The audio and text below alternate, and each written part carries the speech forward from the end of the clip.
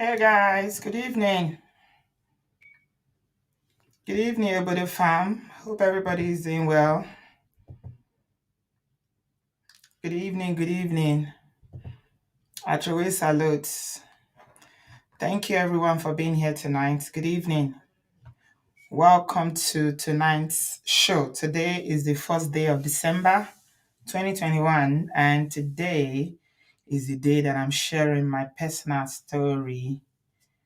Like I said yesterday, I welcome you all. Thank you very much for being here. Um, I don't think I've ever been nervous hosting this show for when we were doing the short videos that were just 10, 15 minutes. And this year, when we got into the live shows and we started talking about, these DV issues, I don't think I've ever been nervous, but today I'm actually very nervous because I've always been hosting and talking to people, but today I'm the one that's sharing. So I finally realized I knew it wasn't an easy thing for people to come and share, but today I know exactly. I feel the anxiety and I feel what people feel when they come here to talk about their issues. Yeah, the Lord is my strength. Thanks, everyone.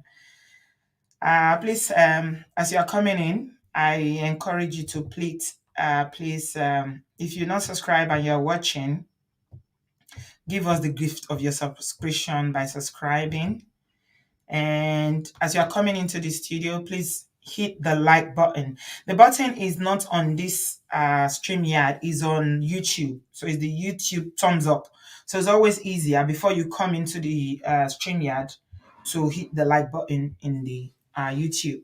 So the video, there's a thumbs down and there's a thumbs up. So if you hit the thumbs up, that's the like button. And of course, the notification bell is for you to be notified whenever we are on live. Thank you so much for everyone that subscribed. Between yesterday and today, when I talked about it, I noticed that some people subscribed. Thank you. Thank you, everyone. I appreciate you for being here tonight. So I'm going to jump right into it. Like I said, I feel very nervous. Thank you, Kumbi. So let me get into it. I've wanted to share this story for quite some time now. Since we started this series that we started doing about DV, because I think there is a lot of power from sharing. And stories are very, very powerful. Human stories are very, very powerful. We learn from them. People can relate. And other people who are in similar situations are listening, can get actually saved. People's story can actually save lives. That's how powerful these stories are. I know a lot of people that have come on, they just stumbled on my YouTube channel. They were not here before. They are not subscribers. I mean, they are just online on YouTube and they say, oh, I just stumbled on your channel and I listened to the story of Joyce. I listened to the story of Ella. It's exactly my situation. And I learned a lot from it. So I believe that stories are very, very powerful. Our stories, you don't know how powerful your story is. It's not just for you, but for people who listen to it. So tonight, I'm going to share the story of my sister. She's gone to be with the Lord, and she actually, she actually went to be with the Lord before my mom. And the pain of losing your child is something that no parent, no parent in this world should ever experience. It's something that a lot of people never ever recover from. They never ever recover from it. So I'll tell you a brief background about my sister. Her name was Dupe. Mudupe was her name. If she was alive, she'll be in her 60s now. She'll be in her 60s, early 60s now. A little background about her. She was a very, very she and my mom, I would say, because she was about over 10 years older than me. So I grew up knowing that she had a very difficult relationship with my mom. And this was the bone of contention. Okay. The bone of contention was education. My mom was someone that she didn't have the gift of having an education, but she understood the value of education. Thank you very much, everyone. Annie, I can see you. Thank you so much. I appreciate your support.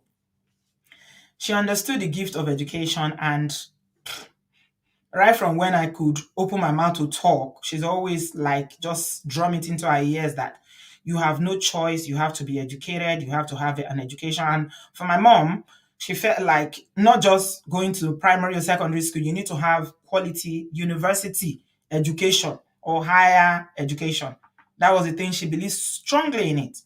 Because she kept saying to me, as far as I can remember when I was a kid, that the only way that you can empower yourself as a woman is for you to have education, because education will open doors for you. It will open opportunities for you. You will have a good job.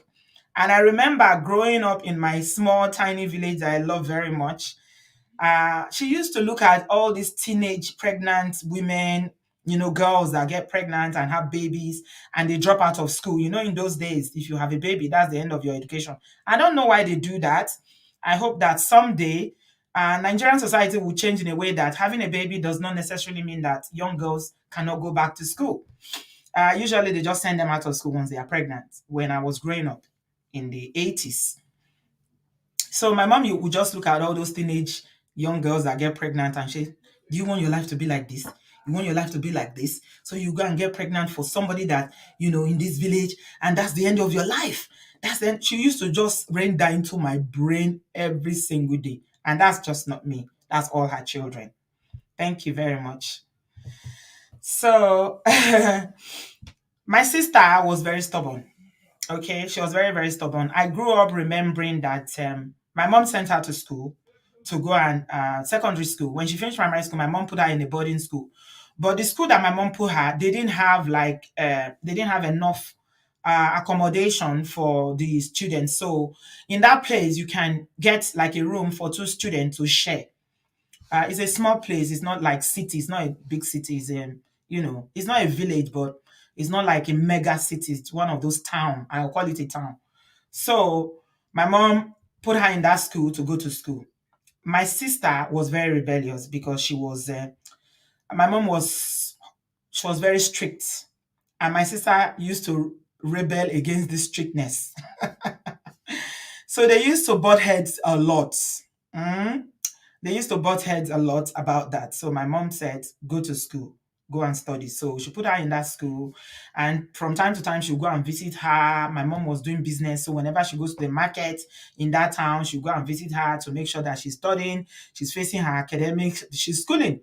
But my sister, being the stubborn girl that she was, I mean, this is what teenagers or young people do, right? They start having a relationship, they start having boyfriends. So she started having boyfriends. And my mom was not happy about it because for my mom, she just believes that boyfriend equals pregnancy. Pregnancy equals your life is ruined forever. That's her own understanding. And I don't blame her. That is her orientation and that is her. No, no, to her, she believes that once you have a baby, your life is finished. And to be honest, back then, I mean, this was what was happening. Mm. So my sister now started having boyfriends, and my mom was not happy. My mom would deal with her. He would chop cane tire. They would quarrel. So one time she got together with an older man. As I was reflecting about this story, because I've been thinking about it since yesterday, I'm like, oh my God, this day has finally come. I'm sharing this story. How am I going to do this? Will I even remember all of it? It's a long time ago, but yeah, it's important that I share it. So I will explain why I'm sharing the story later. How many of you were in Nigeria in those days that you remember in the 80s, there was a company that was called Ninja Cats? It's a construction company. They call them Ninja Cats. That's the name of the company. How I remember this, only God knows. It's only the Holy Spirit that would have made me remember. I don't even know how I remember it, but last night I remembered. That's the name of the company where the man worked. It's called Ninja Cats. And they came to our part of, Edo State to come and do roads. And my sister got together with one of the engineers that was working in that company. The man is from Delta, okay? And looking back now, there was a very big age gap between them. My sister was just a young person. She was in her, I don't think she was even up to 20 or maybe very early 20s she was. Secondary school age, not up to 20. No, she wasn't up to 20. right? And this man was an older man that was working. So she started dating this man, and my mom got to know about it. Hey, being the strict mom that she is, and because they've already been, peer pressure, like you said, yeah, chat moment with people, and because they've been butting head about boyfriend or no boyfriend, my mom found out that my sister was dating this guy. She was furious. As far as my mom was concerned, don't have boyfriend. Don't. There's no room for you as a girl having a boyfriend, like I said, because she believes that once you have boyfriend, it will derail you. You won't have that education that she desperately wanted us to have. I was just very, very young then, you know. So my mom went and, met her, said, this is what I'm hearing. Somebody saw you and told me that you are dating somebody who works in this company. What are you doing with this person? My sister said, I don't know what they said, the shark quarreled and everything. And my mom, my mom, God rest her soul, that woman was fire. My mom wanted to arrest the man. He was looking for police to go and arrest the man. Say, you want to spoil my child. The child that I put to go to school, you want to ruin her life, Abi? Yes. Bolaji, you are right. It's construction company, the likes of Julius Berger and, all those ones. But I think it's much smaller. I don't know. They call it Ninja Cats in those days. They were tying roads in Edo State, Edo North at that time. So my mom wanted to arrest the man. He now went to police station to go and take police. In Nigeria, you can go to police station and go and collect police. You give them money, they'll follow you to go and lock anybody up. She started looking for the man. They didn't see the man. He ran away because he heard that if that woman catch you, what he go do you? You dey play with his daughter. He go finish you. So the man ran away. When my mom didn't see him now, after a few days, she has to come back home because she has a business to run. So she came back home. And the next thing we heard was that my sister had gotten pregnant, which was inevitable. This is what my mom was afraid of, right? She's gotten pregnant for the man. And because the man was so terrified of what my mom was going to do to him if she eventually finds him, he quit his job, took my sister, and ran away. He fled from our state to Delta State. Okay? And when he took my sister's to, nobody knew. There was no mobile phone then in Nigeria. There was even landline. It's only the big cities that you have landline, like Lagos, and some very few people in places like Benin. Where do you see phone? There's no phone. There's no electricity. This time I'm telling you. I'm talking about 80s, like early 80s. So he took my sister and ran away. My people, we didn't see my sister for years. At a point, my mom concluded that she had passed. Until one day, after a number of years, after the man took her away from school and ran away to wherever he took her. So we just know he's from Delta, but we didn't know where he's from in Delta. We don't know where he took her to. So it was another one of our king's woman whose husband works in an oil company in Delta State in Warri, to be precise, that my mom now begged. My daughter has been gone for so many years. I don't know whether she's alive or she's dead. Help me to find her. So it was this our kinswoman that now went to that company with the name of the man to go and trace him. And they said he no longer works there, but this is the address they have of him. So with that, they were able to now locate him, and they traced him to the village. It was not an easy thing. It took a long, like months before they finally found his village. When that our kinswoman got to the village and saw my sister, she started crying. She said, "What? Dupe, is this you? You that your mom loved and took care of? They've turned her to..." Now, she's had a baby, okay? The baby was a few years old then. She can't go back home because she's scared. And now she has a baby. And the man, knowing that, she cannot go back home, he and his family now decided to deal with her. They dealt with her. When she saw that our kinswoman, she just started crying. She broke down. She was crying. She said she thought that nobody will ever find her. She doesn't know that this is what they've turned her to in this village. She's like a nobody. They maltreat her. They treat her anyway. She's like a slave to them. So that our kinswoman went and took police and took her and her child. She had a son and took her to Warri. She was living in Warri. And after a few days, brought her home. Fancy face. Yes. Yeah. Amen. Thank you, sis. Brought her home. When she came home, remember that this has been a few years now. She was like a stranger. Me, it took me some time. You know how children are. It took me some time to even recognize her that, I know I have a sister that is called Dupe, but I couldn't picture her face again because she has aged so much. There's nothing in this world that age people like suffering. When you are suffering, at this time, my mom was not angry again because this is a child she thought she would never see again. So she was just so relieved and happy that she was still alive. Brought her home, everything. We welcome her. She was like a prodigal child, you know.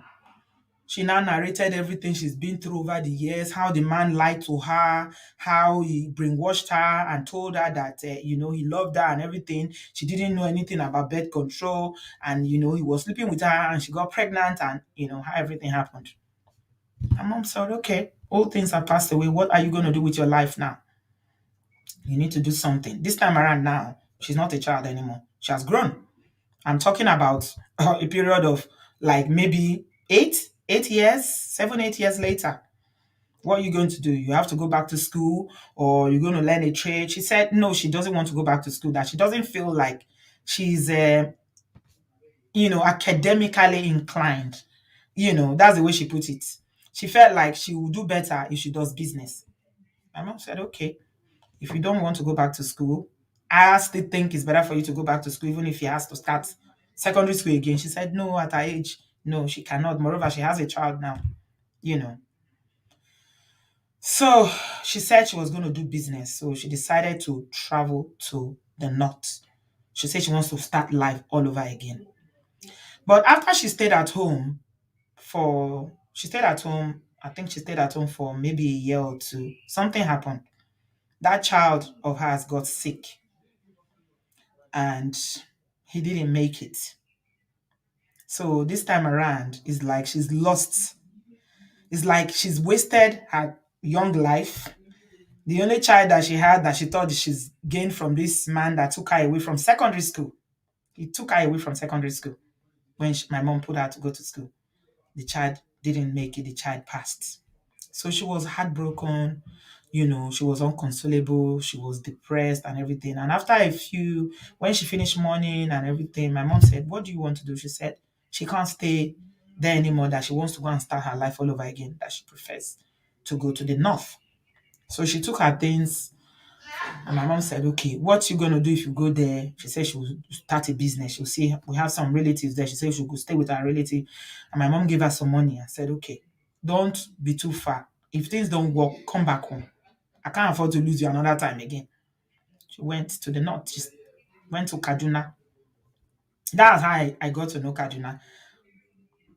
So she went to Kaduna. She started her life all over again. She started doing business. She was doing okay. She was all right. I remember my senior brother used to go. I was too young to visit then because I was in secondary school. But my elder brother was going to go and see her. My elder brother said she was doing okay. She settled down. Her business is all right, that she's fine. And then time went by. It's time for her to start thinking about her future again. She started dating again. This is where the matter is leading. When some people, their life is just so tragic that, you wonder, oh my God, why? Not this person again. After everything that's happened, you be saying, no, this person deserves some joy. They deserve some happiness in their life. My sister Dupe went through a lot in that first relationship. The man never married her. He just took her youth, abused, used her. If not for that, our kinswoman, they would probably not have ever found her again because she wasn't going to come home. So she settled down in Kaduna and started living her life. And then one time, when my brother went to visit, she said to my brother that she wants to marry. She's found somebody that she wants to marry. Two people were asking her hand in marriage. One is an Edo man and one is from Benue State. And my brother now said, was me, I was very young then still. I don't know anything about these things. So my elder brother, who is the one that is a bit more matured, was the one that assessed the so-called people that wanted to marry her and decided that the one from Benue is that was Benue in those days, but it's now in Kogi. They call their tribe Idoma. Is it Idoma? No, no, no, no. It's not Idoma. I'm wrong. They call their tribe Igala. Igala. That's what they call their tribe. Igala. It's now in Kogi State. That was before they divided the states. Before there was Kwara and there was Benue. Then when they created more states, they now created Kogi, and some part of Benue is now in Kogi, and some part of Kwara. So his own side of Benue State fell into Kogi State, Igala. Yeah, that's where the man is from. So my brother said he was the one that advised her. This one seems like he's more responsible. Go with this one, marry this one. Not knowing that she was entering fire. Fire. When you hear fire, oh, my people. Yes. So she got together with this man. He was a fashion designer. He had his own business. He even had a lot of apprentices. As at the time I finished secondary school and I was going to go and visit her, they were married then. He was doing all right. My sister was still doing her business, but the marriage was problematic from the beginning. And the man has one problem and one problem only. He's a very lovely guy. If you see him, you would think he cannot hurt a fly. Oh, he will greet you and almost want to bend down. And as young as I was then, I was the younger sister of the wife. He will almost want to kneel down flat to greet me. That's how he was, the way he presented. He doesn't. He's not somebody that you say is temperamental, that he will beat a woman or anything like that. But his number one problem was he liked women. He liked women. I have never seen a man that has such a weakness for women. Anything on skirts, I ain't the follow. Anything.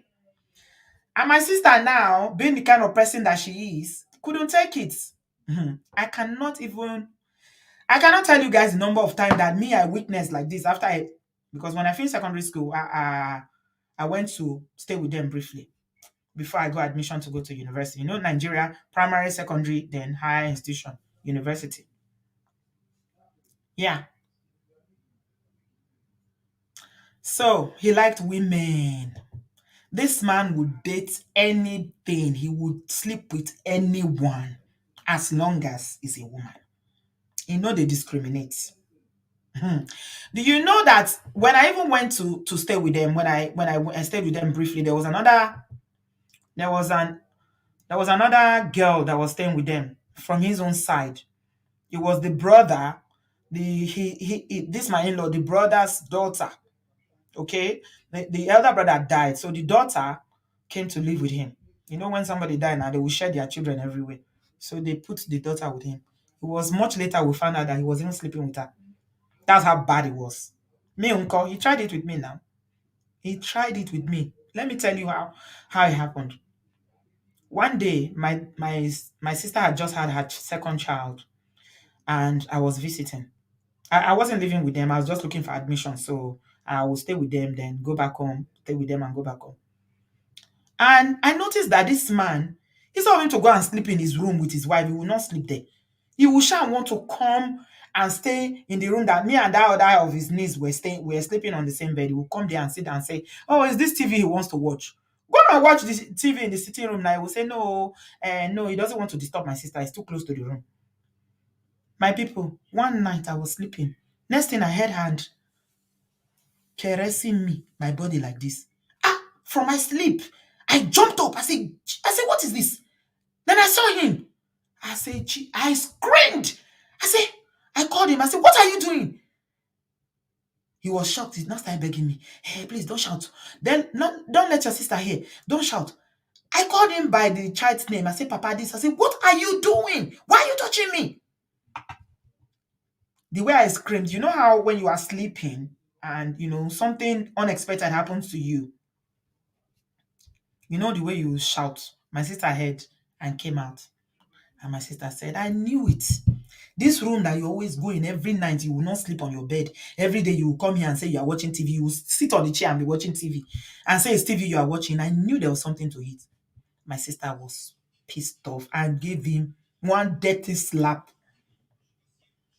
I cannot tell you the number of times that this man, all the people that he was making clothes for, this is the thing that wrecked his business. So let me tell you something. He, at that time in Kaduna, he had one of the biggest fashion houses in Kaduna.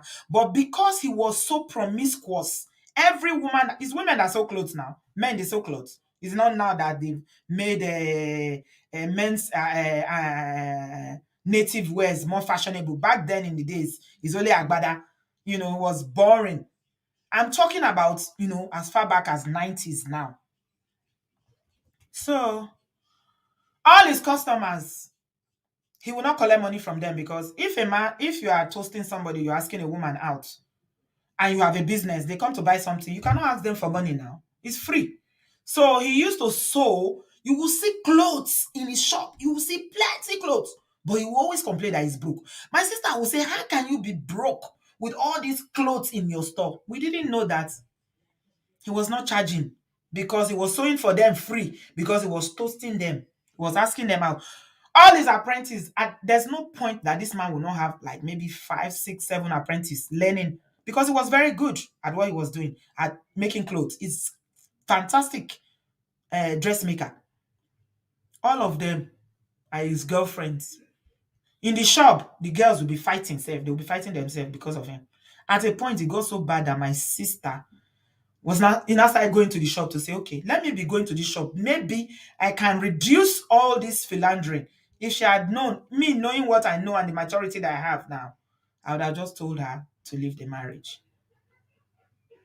But I'm sure she was thinking, after my experience, what happened to me with that Delta man, how can I fail at this again? It was a chronic, when they say chronic, Ghana lady, chronic womanizer. That's what this man was. Is he only womanizing the jujunko? The jujunko. Hey.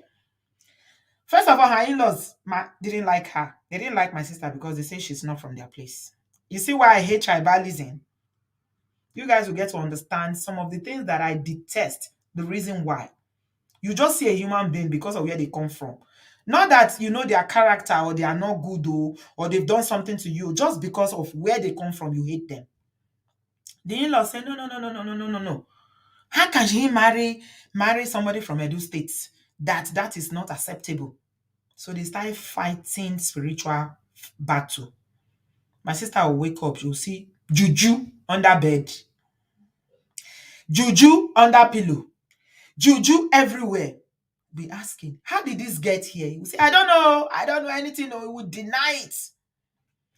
It got so bad that there was a woman, I remember her very vividly, who was my sister's neighbor from the same place with this man. This woman used to, every time, she's not married, matured lady, she wasn't married, but every time, the way she behaves towards my sister, I'll be wondering, what is the problem? They will be speaking their language. We didn't know. It was later we found out that she was dating my sister's husband as well. Neighbors, see me, see you. That was how, when I say chronic womanizer, I've never seen a thing like that. It's like one shake fun.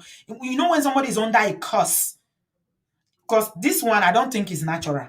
That you cannot say anything unscared, including your own niece and me that I'm your in-law. If not that God saved me. He wanted to sample me too. I ran. I told my sister, I said, no, your husband, I'm not safe with him. I cannot allow this man to come and chop me. I packed my things and ran. I got home. I told my mother, I said, please, I'm not going again. If I don't get admission, I will stay with you here until I get my admission. I'm not staying. That man is sick. He's sick in the head. Because if he keeps trying, one day if my sister is not at home, he can decide to force me. I said, no. Later, we found out that his niece that was living with him, he was sleeping with her many times. He even give belle, carry belle, give him. And he will take her to go and remove it. Later, we found out everything. My people. This thing I'm saying, so my sister already have 2 children. No? My mom will say, leave. Leave this man, leave this marriage. My sister say, hey, how can I leave? Hey, oh, my children. Who will I leave my children for? I cannot leave my children, no. I will stay. Every day is fight. Every day is problem. And he will do the things. He will now, when he finish doing it, when you say a classic narcissist human being, when he finish doing it, he will now look as if he's the innocent one. Because my sister will now be the one that is reacting because of what he has done. So everybody saw my sister as a troublesome person. But not knowing that this man is the one that is pressing her buttons, doing things to upset her. He will not bring money home. He will not pay bills. He's working every single day that I know this man. He will wake up and say, I'm going to shop. But he never has money. Where is the money going to? His women he's giving, no. So my sister will go and fight. You know, Nanjana in those days. My sister will hear, oh, this woman is his girlfriend now that is coming to stay with him in the shop. My sister will carry her picking, tie picking for her back, go enter, go there, say, hey, you are the one that wants to see my husband. They will start fighting. Every day, they will be fighting. So he now said my sister wants to destroy his business, so she should stop coming to his shop. I told my sister, say, all this fight that you are fighting, is it solving anything? This man is going to turn your head.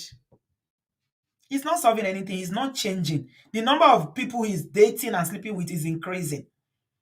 My mom talk, leave. My sister refused.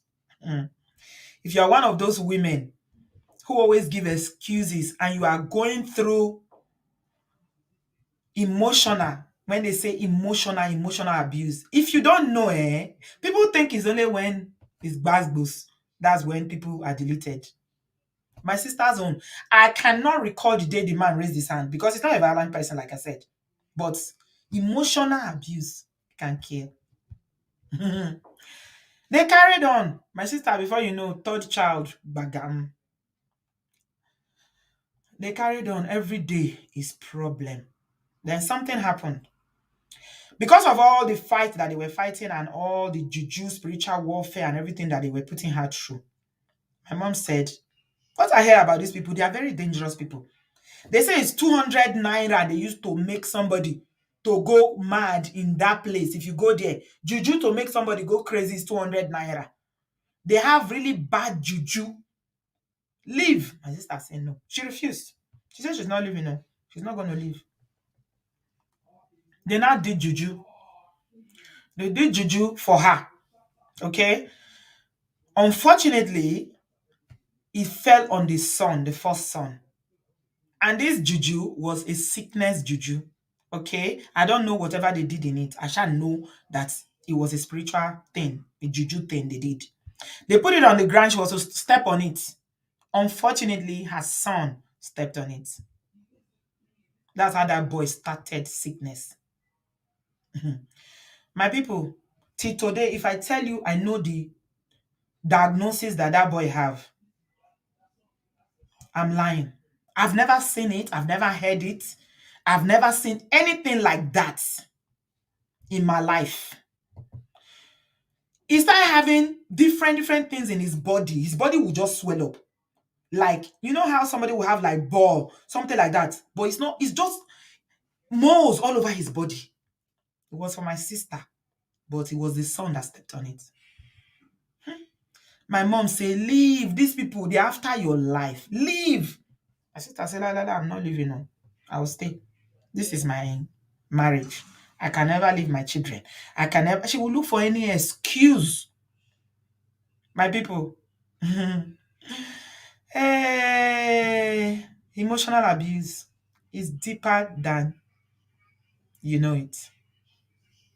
If they beat you, it will heal. The wound will heal.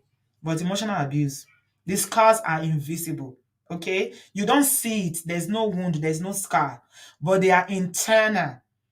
And when there's a place that you get to when your stress bucket is full, that you begin to suffer. There was something that Lola, when Lola and Ola were here on Sunday, Lola said that when she was considering leaving the marriage was when it began to affect her mentally. Yes, emotional abuse affects your mental health. My sister fell into depression. When you hear, that's the first time I knew what depression was. I was in university now. I was in university. She fell into deep depression. My mom went to Kaduna, called her and said, okay, the way things are now, it doesn't seem like there's any way forward. Your in-laws don't like you. Obviously, your husband doesn't like you because this man has done everything within his power to just delete you. Let's go home. My sister refused. She said she's not going. How are you going to force a grown woman with 3 children? Are you going to bundle her into a car? How are you going to force her? My mom begged, did everything. She said, lie, lie. She's not leaving. When my mom stayed and stayed and stayed, my mom left and went back home. By the time we saw my sister again, she was very sick. She was very sick. This time around, her depression has developed to a stage that, is entered serious. This one is not just depression again now, it's entering into psychosis. All because of marriage. Yes, it was entering into psychosis. She now started going to one church like that, you know. And the church she was going to, I don't know what was happening. Maybe they promised her the husband would change or one thing or the other. But I knew that she developed full-blown psychosis from depression because of emotional abuse. If you are listening to me and you think that this thing is a thing of joke, is something that you play with, I want you to take Dupe's story, my blood sister story, to know that it's not a joke. There's a thin line between good health, you being healthy mentally, and flipping to start having mental health issues. I say it all the time here that so many women have developed mental health issues. Some are in hospitals in this abroad. They are receiving medication now. We talk about speaking up about mental health, breaking the stigma. I'm not ashamed to say it. My sister developed mental health issues. I'm not ashamed to say she did. But it was from the marriage, from the abuse that she endured for years, of which my mom said, leave. Leave. So somebody that is out there saying, oh, Bridget is busy sitting in her husband's house and she's taking women out of their husband's house. I'm taking women out of abuse. Hopefully, some of you that love me and appreciate what we are doing on this platform will have a little bit of clarity about where my passion is coming from. My sister came back home. She didn't last up to 2 months before she died. 2 months. This time around, the children, she was saying, my children, my children, my children, my children, my children. She didn't even know where her children were. The children were in Kaduna with the man.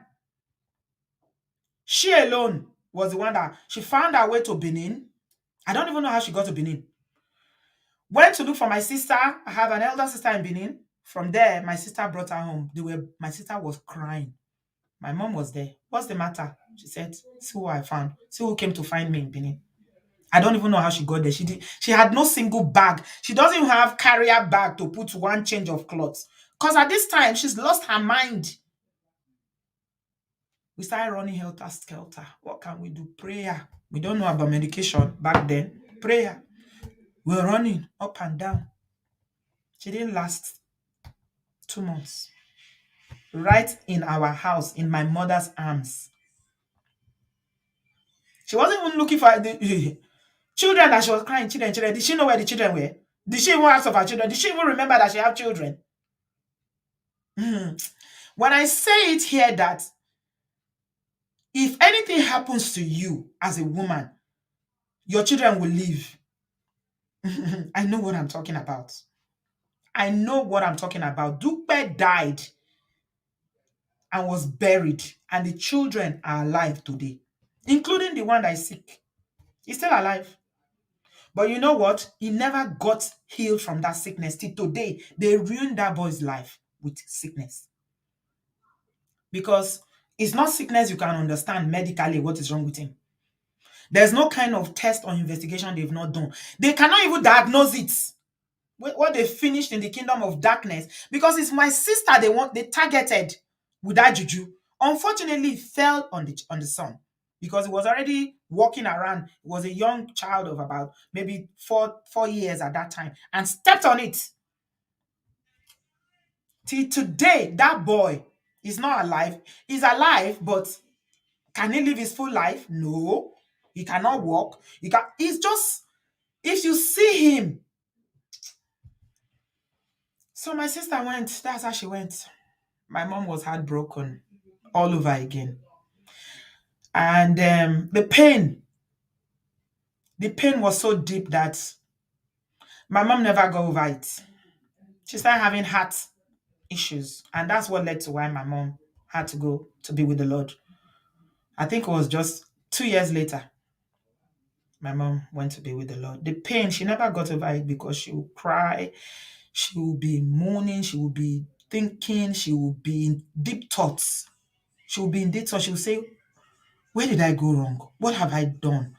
Was it my fault?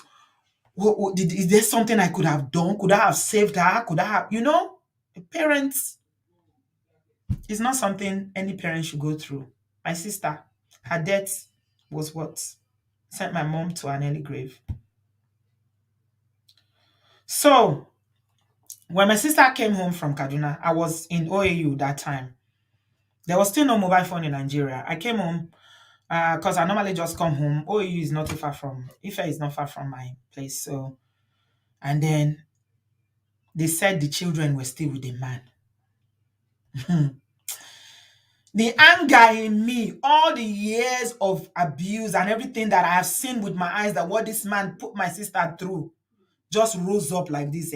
I don't know what I wanted to do that man, but I knew that if he did not stay out of my way, I was ready to do the worst. So my mom was saying, who will go and bring her things now and go and bring her children?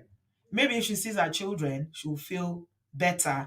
Her brain will calm down a little bit and she will be able to embrace her children and it will bring her some comfort.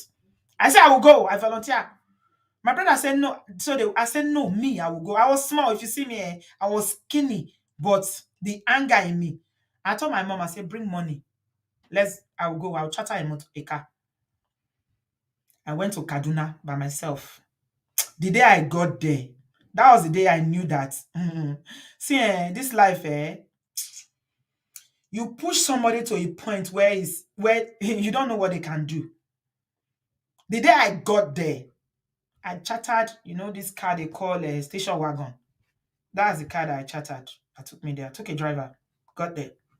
I went straight to his house. The children came there greeting me, auntie, welcome, this, that. I say, keep your greeting, get in the car. The man, he was at home. He stood like this. He was looking at me. Welcome. I said, if you talk to me, between me and you today, one person will visit God. If you come near me, this is a grown man, and me, one skinny small girl. If you see how skinny I was, you can break me into two like this. That's how skinny I was when I was in college. It's like he already knew because they know what they've done. Don't forget that they've been fighting her spiritually, juju, everything. They wanted to get rid of her. They've tried many times. So he just did like this. He just did like this and stood one side. I told the driver, I said, oh yeah, we'll go into the house, packed every single thing that belonged to my sister, including the children. I said, get into the car. Packed every single thing by myself. I will go into the car. I say, if I see you near my mother's house, if I see you, you will know that Dupe comes from a family where we value human life. Shebi, you and your people are evil because she's not from your place. You've hated her from day one. If you know you hated her so much, why did you marry her? Why did you say you want to marry her if you know your people wanted you to marry from your village? Why didn't you marry from your village? What did she do? She gave you three children. One of them, you damaged the life with juju. Gave him sickness that you wanted to give your wife. God wants to punish you. The thing went to your child. I said, let me see you in my mother's house. Come to my to my place. Let me see you. And then I went. We drove back, went home, took the children. She was still alive. My sister did not recognize her children. He didn't. She didn't. She was severely sick this time. She did not recognize her children. The children were crying. Everybody was crying. We were praying, doing everything that we can. But she didn't make it. She didn't make it. She died. And when she died, he couldn't, he heard, he heard from family members that she had passed. He couldn't come. He couldn't come to my place. He couldn't. He was scared. He couldn't come. I think he didn't come for for a long time. Finally got people to follow him to come and beg. He was begging. My mom said, what are you begging for? Maybe you've done your worst. What are you begging? Is your begging going to bring my child back? That's the grave. Go and look at it. That's where I buried Dupe. Are you going to bring her back? What are you begging for? He started begging. He's sorry. He didn't know. This, that. He was confessing like a wizard. He didn't know this. He didn't know that. Oh, he's sorry. This, that. What about the children? My mom said, which children? Which children? You have children in this house? No, no, no, no, no. He just wanted to ask about their welfare. This, that, and my mom says, they are your flesh and blood, but you can't take them. You cannot. The people he came to beg with, all of them were begging, begging. How do you beg somebody that has just buried their own child? I don't know how you beg. How do you beg? What would you say? Knowing that you are responsible for everything that culminated to where that person is. How do you beg? Is it the women that this man, hey, I have never seen a thing like that before in my life. That's why I said this one, I have never seen a thing like that. All his apprentices, he was sleeping with all of them. They will be fighting over him. In the presence of my sister like this, they will be fighting over him. After my sister died, within 1 year, he has married again. He now married somebody from their place. We heard. Then the children, after a while, the children said they want to go to their father. My mom called me and said, these children said they want to go to their father. I said, well, it's their father. What can we do about it? No time they will not go to their father. If you like, train them to university, Oxford, Cambridge, wherever. They will go back to their father. So let them. So they went back to their father to live with their father. And then when I started living when I graduated, I started living in Abuja. I started working after my youth service. I took the only daughter, the girl, to live with me. But she didn't stay. I was supposed to come to London with her because I took her like my child. She didn't stay. She ran off. I remember the day that she ran off to go and stay with the father. This time around, the father had moved from Kaduna to Abuja, was now living in Abuja with his new wife. I remember the day she ran off to the father, and my sister and I took my car and went to the place where they were living. And I called her and said, ew, if you knew the death that killed your mother, then if I'm telling you to stay with me, then you will just be thanking God every day. But, we didn't tell them. We never told them the story. So her dad is a hero as far as she's concerned. I mean, let me tell you something. I heard the man, a few years ago, I heard he had a stroke. And is this the daughter that is carrying him up and down? You say, after all, he's my father. So he married this woman from their hometown. And as God wants to punish him and his entire generation, the woman never gave him a child. So it's those children that my sister had for him that are the only children he has till today. They are the only children he has till today. He's still alive, paralyzed somewhere, probably suffering somewhere, but we've forgiven him. Before my mom passed, we forgive him. We forgiven him. We forgive him. We called him and told him we forgiven him. That is the way God has designed my sister's destiny. That was her journey, and we don't hold it against him because of the children that they have between them. That we forgive him. We forgive him. We forgive him. Forgive him. Even me, I didn't know because I hated it. I never hate is one word I don't use. I don't like using it because I don't like that word. I don't hate people. I may dislike you, but I don't hate. But that man, at a point, I hated him so much because of what he did to my sister that I saw with my eyes, not that they told me. I was there in Kaduna. I witnessed everything that was going on. I used to wonder, how can a man be so detached, that he can be so unfeeling, that he doesn't even care about the pain that he's putting his wife through? My sister will cry, cry, cry, cry, cry every day. He doesn't care. Oh. It doesn't stop him. Oh. Tomorrow, you hear another one again. He does not care. The neighbor that he was dating, that one, hey, was one that intensified everything. You know, when somebody is fighting attack from right, left, and center, you don't even know what is coming from. You don't know where this one is coming from. You don't know where that is coming from. You just know that there's attack everywhere. And I'm talking about spiritual attack coupled with serious emotional abuse of a cheating, unfaithful man that was a dog sleeping around. My mom said leave, but my sister Dupe refused. She was very headstrong. I'll give her that. She refused. She refused. But by the time she left, she was not herself anymore. She was ill. She just came home to die. She came home to die. Yeah.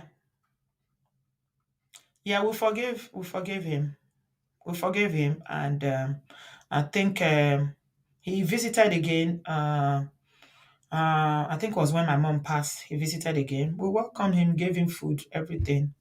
What can we do? Yeah. So that's the story of Dupe. Why am I sharing this story? My blood sister. Why am I sharing this story today?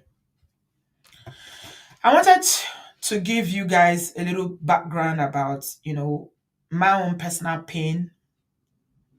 This is what happened to my sister, my blood, my flesh. Someone who would have been like a shoulder for me to lean on today. If she was alive, she would have been my big sister. She would have been like my mom. Her life was tragically just cut short. She was in her 40s. I wanted people to understand, when I hear women come here and I'm defending them and I'm fighting for them, I'm rooting for them, and I come on very passionately about the issues, this is where it's coming from. If I can save just one woman, if I can save, because of the stories that people are coming here to share and the work that we are doing, I can save just one person from dying in an abusive relationship, I'm very happy. I will know that Dupe did not die in vain. Because, the things that happen to us in life, everything that happens to us in life prepares us for a journey that we don't even know we have ahead. When I wanted to go into social work, I remember, they interview you and they ask you, why do you want to be a social worker? I remember jokingly, I think I mentioned it on this platform before. It's a panel. They were saying, oh, Bridget, why do you want to be a social worker? I said, oh, because I want to change the world. And they started laughing. And then when they finished laughing, and Nana said, no, actually, it's because it's personal to me. And then I told them a brief story about Dupe. So it is very, very important to me that no woman or even man, because men too suffer. They might not do as much as women, or they may not be deleted as much as women, but they do suffer. No one, no one needs to go because of an abusive relationship, an abusive marriage. So those of you that love and appreciate me, I wanted you to have a little bit background about, this pain that I have. And I wanted also, for those of you who are still in doubt, that you don't know that abuse is real. The impact of abuse is very damaging. It is very damaging. It is life-changing. Abuse is real. It's very, very damaging. You not only destroy one life, you can destroy a generation. Dupe's death caused my mom's death. Dupe's situation caused the son to be ill till today. Dupe's situation caused even the man himself, who was the one that was, the abuser, his life just went downhill. He lost the business, lost everything. He's been suffering. It could have been avoided if he just was responsible, loved and respected his vows, his wife. So there are consequences. In life, there are consequences. Everything that we do in life, there are consequences. If you know that you are not, because marriage is not for everybody. It's not for everybody. And that's why I respect people who say, I know myself, I don't want to be married. I don't want that commitment. They know they are saving somebody's child somewhere. They are saving somebody from, pain down the road, down the line. There are consequences sooner or later, whether you are the victim or you are the perpetrator. There are consequences. And finally,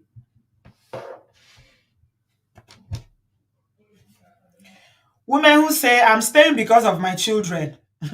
If you are listening to this today and you say, I am staying because of my children, I want you to remember Dupe, my sister. She said the same thing. And she didn't live to even see the children grow up. The children were young when she died. They are all grown now. Ooh. The baby is like the one I'm talking about now. She's in her 30s and, she's a big girl now. In fact, she would have been a grandmother now if she was alive. Yeah, because two of the children now have children. So if you are deleted or anything happens to you, your children will live their life. Yeah. RIP is what they will say.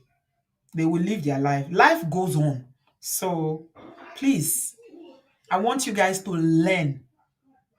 If you've never taken anything away from this platform, all the women that have come to share, a lot of women have come to share their stories here. And some of you say they are lying, they're exaggerating, this and that. Mm.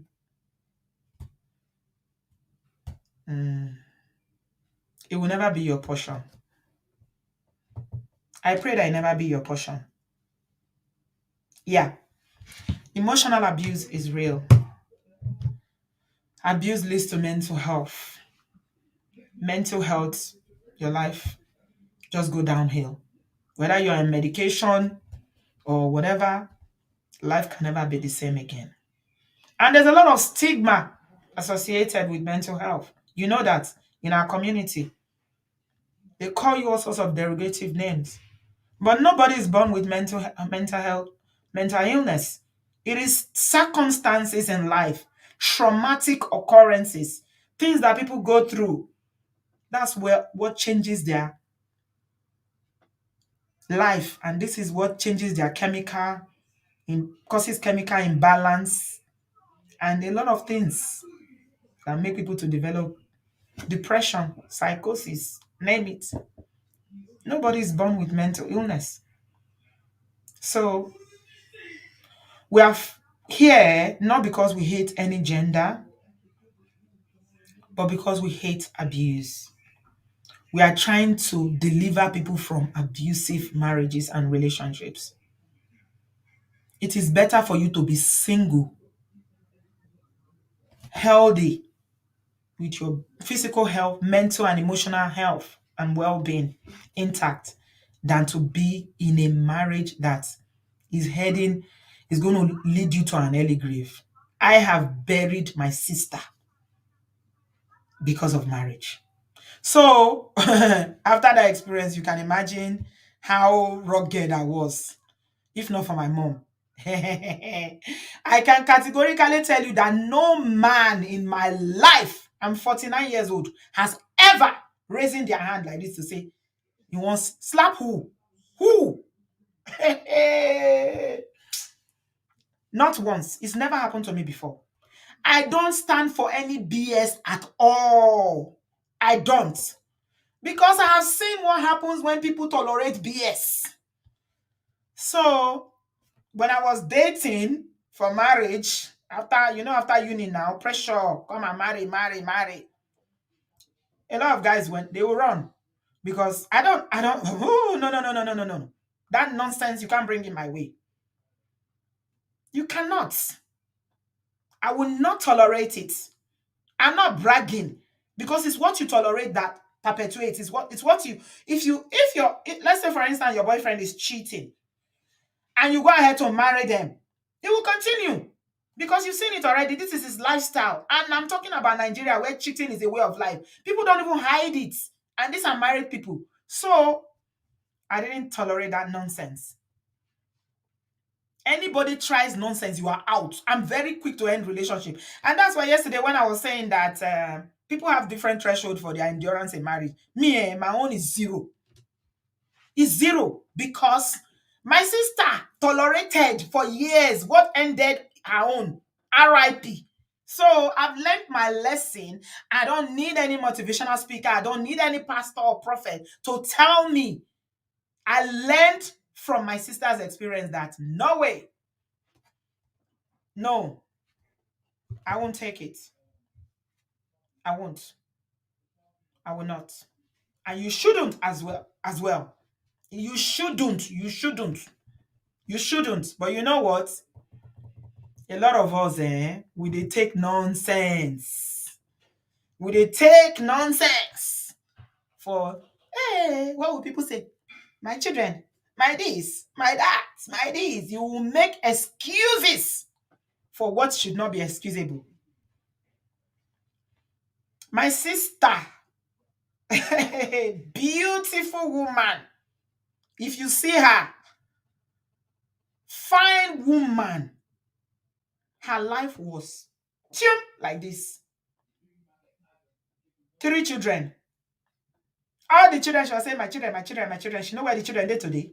She has grandchildren now. She know where did she live to meet her grandchildren? No. Don't let it be your story, my people. Yeah. Thank you very much, guys. That's the story of my sister Modupe. If the dead can see the living, if there's anything like reincarnation, in your next life, Modupe, you choose better. And you will not tolerate. You will not live to put up with what you did. You thought you were doing the right thing. And I think the main reason why she stuck it out for as long as it took was because of the experience she had when she was in secondary school with that man that took her away from school and impregnated her. So she was determined to make this relationship work. Relationship was dead on arrival. So that's my story. That's my sister's story. Thank you so much, everyone, for listening. Thank you. Yeah. That's why, as I'm here now, a lot of people say, "Hey, we know you are the one wearing the pants. You are the one." Igbayanko.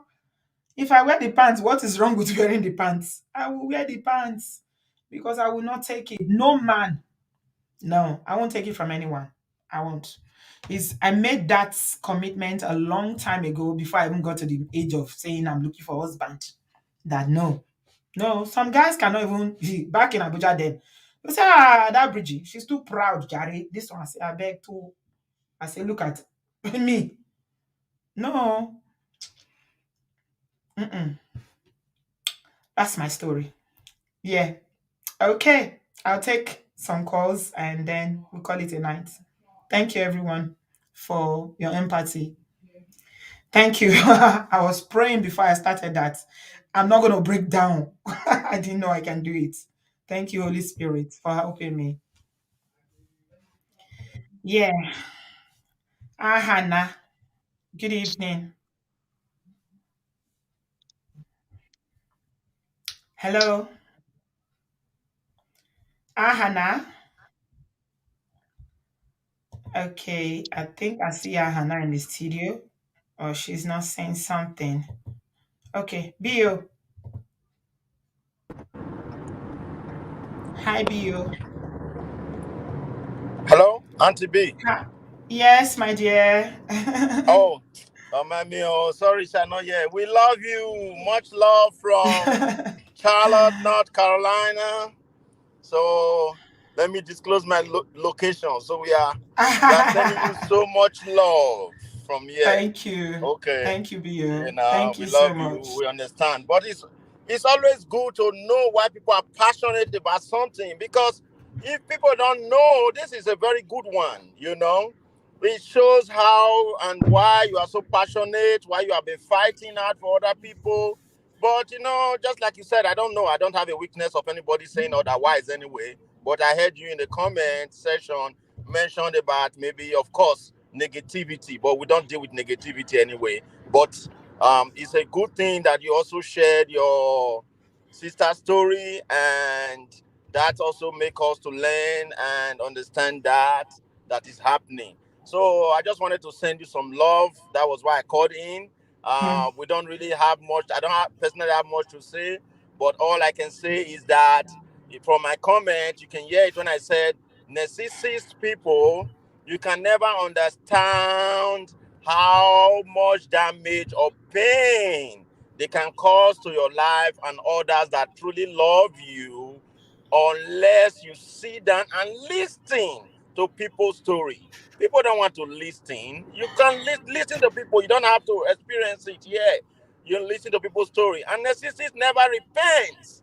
Don't be Mm-mm. surprised that today that man in his inner mind, I'm just guessing, might still think that, oh, the whole fault was even from your late sister. I'm telling you the truth. Because Mm-hmm. narcissists never Mm-hmm. learn. Mm-hmm. And this is another lesson that you have said to our people. Young girls, matured girls, we the men as well, we should look at how we pick our life partners. We should look beyond physical appearance. These days, most people are just concerned about, uh, they go gym, six pack. I'm not saying it's bad, but I'm telling you, if men put 50% of the energy they spend going to gym on to work on their character, marriages will work better. Do you understand? You Mm-hmm. know. So I just pray that the good Lord that have continued to keep you and guide all of us. In summary, we continue to protect you, guide your family, and drive away every negativity and people that will cause our family pain. I pray the same prayer for myself Amen. and for that of Amen. my brothers and sisters as well. Thank you. Enjoy your Amen. program. All Thank right. you Take very care. much, BU. All Really right, man. appreciate. Take care. Thank All you. right, Yeah, man. Take take care. Bye. care. Mhm. Thank you. Yeah, yeah. I'm telling you. Mhm. Wow. It is it is no, no. There's a lot that goes on in our culture that is covered up. A lot goes on in our culture that is covered up. People don't want to talk about it. People who want to talk about it, you are silenced. They silence people because they don't want people to talk about it. They shame people. And that is why a lot of people is the shame, mostly the shame. They continue to endure it because people will now be cursing you. You, when you don't marry one, come back. You don't marry twice, come back. You know, you'll be using your marital status or your divorce to abuse or to shame people, to troll people, to insult people. And that's why some women, they don't go come out, oh. No matter what, they go stand there. Mhm. Like my sister, they don't go come out, oh. They go dead there. Hmm. Hi, Huh? Fumilayo, Lawani. Àti wọ́n gbọ́ wa o. Ah, Fumi, you dey watch me? Ọlọ́tọ̀ mi Finish ẹ̀dá your ọlọ́jà hair. bọ̀. Ọgbọ́n àmà. Umeni, Ẹ̀yẹ lọ́lẹ̀ mẹ́wàá Chineke. now. Ọgbọ́n Greece. Màmí ya ọlọ́dọ̀ mi. Agbẹ́mọ̀gẹ̀nẹ̀. Àmà test lọ́jọ́ good na. I just dey do. I don't know say I wan show. Chineke. You no know say you enter studio. I don dey press dey go. You dey press. Okay, maybe you won't come greet me today now. That make you enter. I never ever see you. I never ever see you for my program before. So you dey watch me sef. Now you know greet me. Abẹ́lẹ̀ no Facebook wey Adapa worship leave my head. The Facebook wey Adapa worship but working in Facebook. I just saw YouTube na either on me or anything that I go subscribe to Joe Gaganara. Okay, pẹ̀lẹ́. Mo ní sọ yìí Ẹ̀yin ọjọ́ mọ̀, ẹ̀ ní o kà á. Èmi ni. màmí ń ṣẹ̀ṣẹ̀. Màmí lọ́dọ̀ torí. Agbẹ́mọ̀gẹ̀nẹ̀. Take Good care of work, ma. yourself. Thank Okay, you, my ma. dear. All right. Bye. Okay, bye. Thank you, my dear. Hey, my town girl, my young Aburo. Annie, you're welcome. Bridget David, your connection is not good. Can you reconnect, please? Yeah, so I can add you. The way it is now, I can't add you. Try and log in again. Your internet is kind of it's not so good. Annie, Auntie B, hello, sweetie. Auntie B, so My darling, sorry, so thank sorry, so sorry. you. I feel your pain because my mother, they were just three girls, and her elder sister was she was forced to marriage, and she came out and her life became very miserable. She later died alone. They didn't even see her until after 3 days. Her dead body was now smelling. So until my mother died, this is something that happened even before I was born. And until she died, when she talks about her sister, she's literally shaking, she's crying, she carries so much burden. So I feel your pain. I was literally crying when you were telling your story because I could somehow relate through my mother's pain. But the Lord is your strength. Amen. The Lord is your strength. Take solace from the work that you are doing. When you hear testimonies of how you are helping a lot of people that are already in such situations, and you're also preventing young people from also going into wrong relationship. We love you more than the people that love you are more than the ones that are criticizing you. Leave all those Amen. jaguar human beings all over the place that they don't know what life is all about. The people that love you, that appreciate your work, they are way more than you even know. They are even more than the people that call or comment. They are just some silent people that are taking away things on dailies from this show that you do not know. You are touching more lives than you can imagine. So take solace from it. I love you, Auntie B. I wish I can Thank just you. vanish from here and just give you a hug and come back. But Thank I you. love you, and the Lord will prosper you. The Lord will Amen. strengthen you, and Amen. this kind of thing will never repeat itself again in your lineage and lineage to come in the name of Jesus. Love Amen. you, Auntie Thank B. you. Thank you very Love you much, Annie. so I love much. you too. Thank you. Have a good Bye. afternoon. Bye, Thank sweetie. you. Bye. Oh my yes, corner. Hey, Hey! hello. Oh my God, I feel like giving you a hug. I wish I was there with you. Oh I my know, right? goodness. I That was know. heavy. I'm I know. hugging you. I'm hugging you tightly. Man, this was heavy, oh, I'm not going to lie. But thank you so much for the courage, oh. I know it took a lot of courage. Feel, I could feel it from you. I know it took a lot of courage and Yeah, strength to really go back and talk yeah, about this. yeah. Man, It's going all the way back yeah, to my you youth. know, I know, taking it back. You know what, though? I can imagine your sister smiling down at you for what you are doing. To be honest,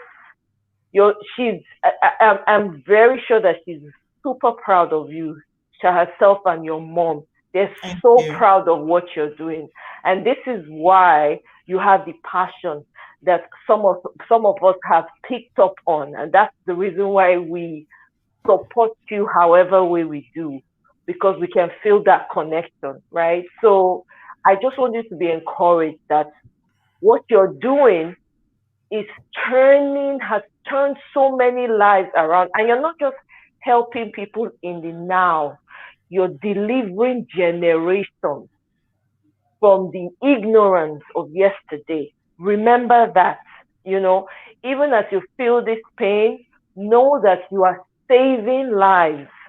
And the people that have left you are proud of the work you're doing and are Thank you. proud of every result that's coming out of this.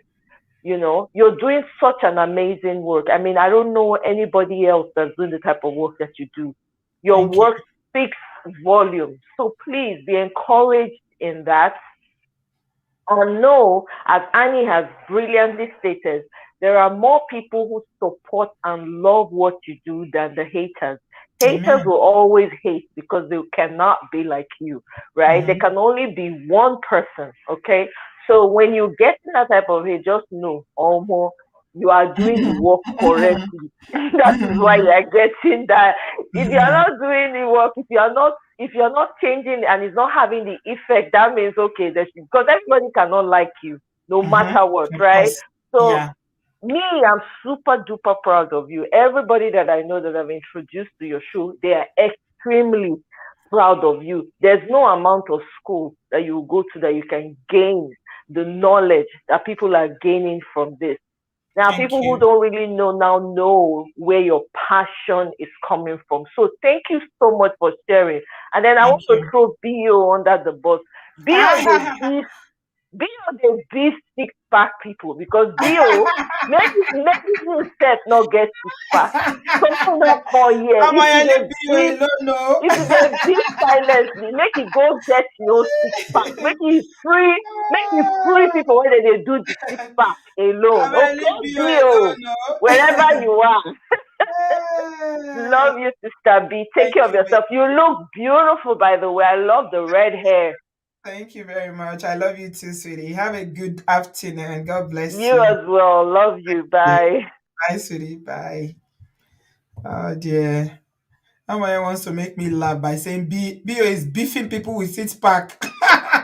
Leave Bio alone, no. Bio is our brother. Caroline, you're welcome. Hi, Auntie B. Hi. Your story just kind of like resonates with mine.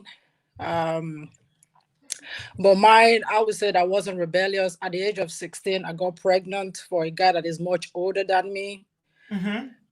Um, when my mother discovered my things were being thrown out, and I had no choice but to go stay with the man. Right. And after I had the baby, he went to see my family, and the same day went to see my family. The same day, this guy changed from being the sweet guy to only God knows what. Hmm. Um, from one child to second child, getting pregnant of the second child, that is when the really abuse really started. From 3 months, I started getting beaten. After I have the child, I started getting a lot of beatings as well. Mm-hmm. But after my child turns almost 4 years old, Mm. it got to the point whereby, when they says he sleeps with anything in skirts. Mm-hmm. To the extent he actually infected him with gonorrhea. Mm-hmm. This guy was treating himself why I did not know what was happening to me. No, he I didn't was even informed. tell you. He did Jesus. not even tell me. He was I'm keeping sure my himself. sister treated STDs too because I was very young, so she wouldn't have told me. But with the number of women that man was sleeping with, it was inevitable. He sleeps with almost everybody. My neighbor, because we were living in Face Me, I Face You. Mm-hmm. I was at that time I was only 21, and 21. I already have 2 kids. I have nowhere to go. My mom's place is a nowhere, because when I was actually pregnant for the second child, when he beat me when I was 3 months pregnant, I left his home, went back to my mom's place, and my mom was kind of like, you cannot stay in my place, so you have to go back. That very day, this guy came to the house and beat me up in front of my mom. And she still said you should go. And she still said I should go. That's where my mom is different. My mom would be the one that would beat the living daylight out of him and arrest and lock him up. This one, now, what will people say? People will laugh at me. Even with That the is beating, true. what would people say? Oh What my will people goodness. say? When, how are we going to cure this what will people say syndrome? It's for me right now. Because right now one of my sister is going through, but it is not kind of like physical beating. It's not kind of like physical, but kind of like emotional abuse. And I'm just kind of like, it's not by force, so it's not by force at all. So with my own, after my child turned 4, I left. And when I left, I have nowhere to go. I had nowhere to go. And when I left, I told myself, I said, God, I said, if you just want to leave me to suffer like this, let me go suffer rich. I had nowhere to go. But God being on my side, I make friends instantly. And those friends help me, shelter me, accommodate me for some times until I start having help from different places. Today, unfortunately, my first son kind of like got I would say he became like the victim of all the whole situation. He ended up taking the kids from me, taking them to the village, which I never thought would ever do that. And my child ended up having epilepsy, and at the age of 17, he passed away. I'm so sorry, Caroline. The children that you suffered for again. Yep. I'm really sorry.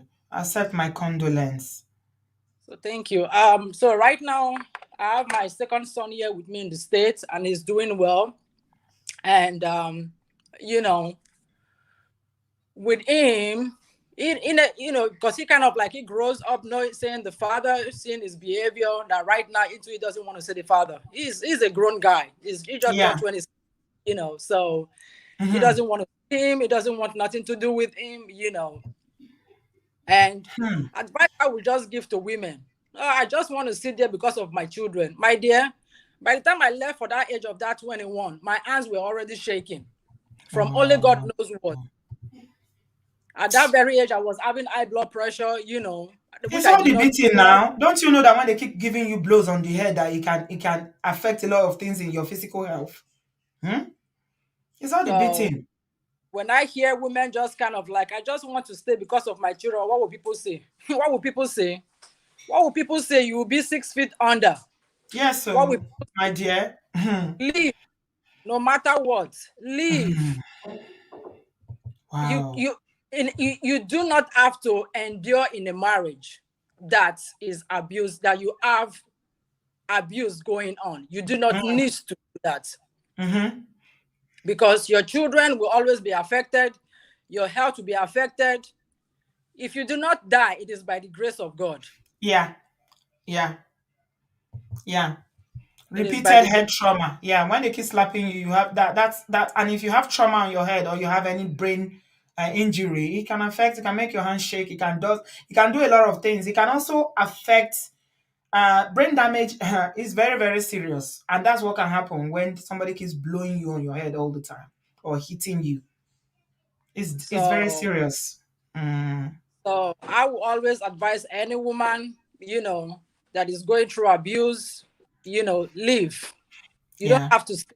say because of my children. Your children, if you die, so another woman will take care of your children. Yes. My in-law the children were staying with the new wife that he And married after my sister died. When the and children said they were going back. how did she treat them? I don't know. No. I don't know how you Well, treated them. Who can treat your children like you? Nobody can they treat can, your children like you. they He can never. I understand that the new wife and the girl, well, it's two boys and a girl. So I understand that she and the girl were fighting every day. They were quarreling every day. There will always be a fight. Hmm. Will always be a fight. So there Hmm. is no need. There is no need for neither a man or a woman to stay in a marriage that there is Hmm. abuse. There Yeah. is no need. Thank you very much, Caroline. And I You're pray welcome. that, yeah, the Lord will keep your son for you in Jesus' name. I mean, he will grow up to become a million for you, and he will, I mean, do a lot for you and make you happy in Jesus' name. Mm. Amen. He is Thank you, right my now. dear. He Mm. is. He and I, because I have two other girls with him, so they are my Yeah, pride. yeah. Wow. Pride. Well Thank you done. so much. Thank you, my darling. Yeah. You Have a good just not, evening. just do not know Mhm. what you're doing for people. You're touching people's lives. Thank you. Thank you so much. Learning every day from you. Every day Thank from you. this. Thank you so much. Thank you, Caroline. Have a good evening. Bye bye. You too. Bye. Somebody said just now that they played our video that in court in Nigeria. Did I hear that correctly? That in court in Nigeria, one woman said that it's from Obodoyibo TV that she learned that she needs to save herself. Did I see that correctly? Did you guys see it? Hey, you see? I'm telling you, listen, my head, listen. Wow, wow. Angie, good evening. Sister B, good evening. How are you? I'm all right, thank you. Ah, yes, Sister B. I've always thought every night I would think, I'll say, how does she sleep after all these stories? How does Mhm. she how does she get the energy? Because sometimes I'm not able to sleep. Yeah, So I don't know how you do this every time. And after hearing your story today, you understand. honestly, now I You understand the understand. energy, where Yes, the energy is coming from, where the I courage don't is get coming tired. from. If you You guys didn't know, drive me to take that break, I would not have taken that break. I can do it ah, every day. I am I talking don't to you, get Sister tired. B. I feel shivers all over my body. Like, you are wondering, how does she sleep? Doesn't she think about these things after the show? What does she, how she, now I understand. I see everything now. Sister B, see, the kind of strength that God has given you. I tell you that if there are people that have it in this world, it's not more than five.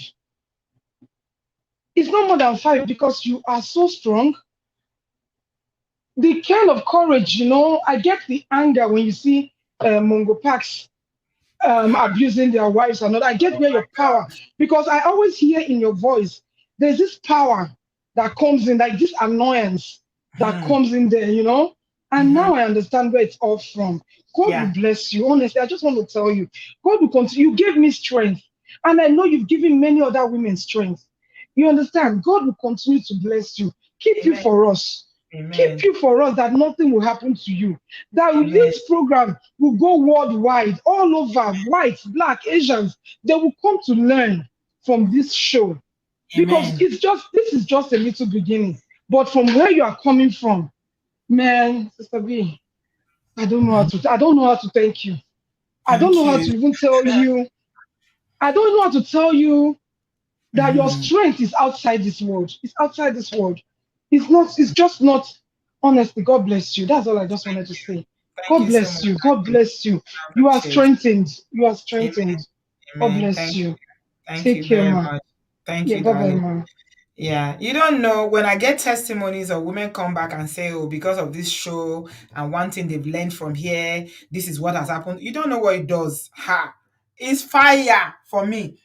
If you guys didn't drive me that time to go and do my counseling to run away for 1 week, I will be here every day. Look, wake me up like this and tell me somebody has a story to. Once they call me like this, I'm fired up. I am so fired up because if I hear abuse, all my ears will stand up like this. I can fight. I will go and fight physically if I have to. Because I never want another person's story to end like Dupe. Never again. Brother Patrick, good evening, sir. Hey, good evening, my sister. The Lord will continue to strengthen you. Amen. I say, look, I can make you laugh. Yeah, Thank you. maybe great Unibeno. I not be great if You know, be great Ife. No, Ife is the only school that is great in Nigeria. All the rest No, are great copycats. great Uniben. No, you know even rhyme. What's great Uniben? Great Ife. You know Sassy rhyme? Any other one? Now I can't have it. Wow. Yeah, I took time to listen to your story. I was at my work. I have to drive home quickly to kind of join. Yeah, that's powerful. Anyway, Thank you. thank you for empowering our ladies and the young ones that are yet to get married. My sister, marriage now work, you make I tell you the truth. Absolutely. You know, when you see me talk, I've attended series of marriage seminars, paid for in a hotel with my wife when we are going through it. So what you are doing for free, people should appreciate it, my sister. You are empowering our sisters and brothers. Let me quickly tell you this. I had one uncle. He's been in America for more than 50 years. So when this man wanted to marry my sister, he went to my parents and said, don't call me your in-law. I'm your son. Everybody liked him. He said, because I don't know my dad.